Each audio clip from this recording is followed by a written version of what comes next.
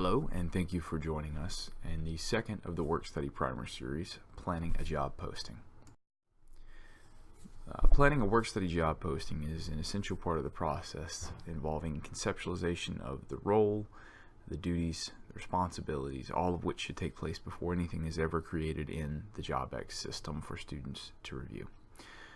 Please keep in mind this is a process that all new supervisors will have to go through, but we do recommend that all work study supervisors go through these steps in conceptualizing their roles for the academic year. Even if they are simply reposting a position, this is an excellent exercise to utilize to ensure that the position is still in line with the needs of you as the supervisor. So the first question that has to be asked is, should you participate in the work study program? And in order to do this, we're going to ask ourselves a few questions. The first is concerning job duties. Think about what the student might be doing in this role, the responsibilities they're taking on, how many different types of positions potentially are you looking at, more than one, and is there enough work to keep all of the positions busy throughout the year? The next segment is about job logistics. The duties were, what are they doing? This is about ability to accomplish. In terms of things like how many students are needed, what abilities would the students need to come in with versus what you could provide them, how would having these positions impact your current team, and would this even be feasible given the program rules and regulations. If you'd like more information on the program rules and regulations, please see the previous presentation in this series. Next, you as a supervisor would have to think about the level of support that you would have to provide and that you would need to receive in order to make these positions successful. How much time can you devote, and are there other people who can help you in this pursuit? Do you have the support you need from your department, from your teammates, your PI or your lab manager, your co-workers, or other students in the department? These positions are very rarely conducted in isolation, and you should be aware of how this might affect the other people around them and how they might be able to support you. And finally, you have to make a decision about whether or not the position that you have conceptualized is a good fit for the program. Is there a benefit to both you and the students who be taking this role? Is the logistics and regulatory requirements of the program something that you can work within? And even if they are a good fit, should this be a position through the Federal Work Study Program, or do you need to make it a Carolina Works so that you're not subject to the same level of federal regulatory and rule compliance? Once you've decided that the position is a good fit for the work study program, I'd invite you to visit the Supervisor Resources page on JobX. You can find this by Googling UNC Work Study and clicking on the supervisor link in the middle of the page. Under the resources, there is an item called the Job Posting Development Guide, a portion of which you can see here that goes through a much more in-depth version of the presentations I'm about to talk to you about here on creating a position and being clear, concise, and practical in the description and application. The reason this is important and conceptualizing all these matters and getting them laid out in a fashion that other people can understand is because all the information discussed herein goes into these two areas on the JobX system, the job description and the job requirements. These are free-form fields, and as such they can be used to great effect by people who think through the process and come up with a clear way of communicating the position, its duties, and its requirements to job seekers, or for those who don't invest the time and think the process through, they can be a bit muddled, which, as you would imagine, results in a lack of applications and students not being as interested in the position. So in order to create a great job posting, we're going to go through three big phases. The first one, developing the duties, also comes in 3 steps. The first one is to make a list of all the job duties that students in the position will do, may do, and then will not do. And I realize that last category seems counterintuitive, but at this phase in developing the position, it's just as important to think through what you're not asking the student to do. That may lead you to the need for a second job posting. It may lead you to go in a different direction, or it may simply just reinforce what you have already thought of in this position. If you're starting from scratch, or you want to take a more holistic approach to this, you can also look at current postings in your department by logging into the JobX system. You can ask other people what their postings might look like, either within and without the work-study program. You can interview current students working in your department or in similar positions, or you can simply observe people undertaking the task that you think you'll be assigning to this role. Once you've made your list, the second function is to group these in order to find similarities, dissimilarities, areas that you might have missed, areas that laying them out in a different pattern might prompt you to consider. There's several options here, but we find that chronologically and frequency are the two greatest tools in this area. And then third, you want to solicit feedback, both from yourself and from other people who are familiar with the position and unfamiliar with the position, to get their read on the list of duties that you've constructed. They may point you towards something that's unclear, something that requires multiple variations, or something that's sort of misclassified as being less important or more important than it actually is. This is a great opportunity to sort of get an outsider's perspective on the position and whether they think it's something that would attract students to perform those duties and to assist you with, or if it requires a little further development. Once you've developed your duties, the next step is to create and organize the various components. Now you start with the job duties list, but job duties can be broken down into individual components necessary to make those duties function. And then the components can be broken down further into job factors. Those familiar with human resource process know these as KSAOs, which is short for knowledge, skills, abilities, and other factors. In brief, knowledge is something that the student would know, a body of information they hold mentally. A skill is an observable, teachable task. An ability is an innate capacity to complete a task. And then other factors are those random elements that don't fit within the KSA framework but are still important to your position, such as physical tolerances or mental characteristics.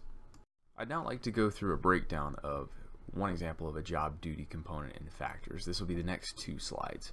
And this is in relation to a position with our University Visitor Center, which is an excellent work-study employer, and I'd invite anyone listening to this presentation to go see Sarah Champion and Missy Julian Fox and take the campus tour and see exactly how effectively they operate their department and utilize work-study students. So we're considering the aspect of the position where the student would be answering visitor questions. And we can break this down into easily more than two components, but we're going to select two here, one of which would be customer service, interacting with people, and then campus geographic, knowing where things are located, as this is a visitor center tour and deals heavily with campus geography. Customer service components can then be broken into our knowledge, skills, abilities, and other factors, KSAOs. For example, FAQs. What questions are commonly asked and students need to know the answers to. Verbal communication, people skills in dealing with people, understanding their questions, relaying information to them, understanding how to help them. The ability to find answers in a lot of cases would be an essential skill here. If you don't know it, being able to help that person find an answer. In a lot of cases, the initiative to help without being asked would be another factor to think about. Maybe this student is very adept at, as walking through the campus, recognizing what a common question is for that geographic location and providing that information as part of their speech. And then, as an example of another factor, extroversion, someone who is more publicly and personally oriented and therefore able to deal with public more easily as part of their customer service component duties. We can also look at those campus geographic components. We'll do a much simpler breakdown on this side. A knowledge of the campus layout, where things are, and campus resources, what is at each location, would also be essential to this job.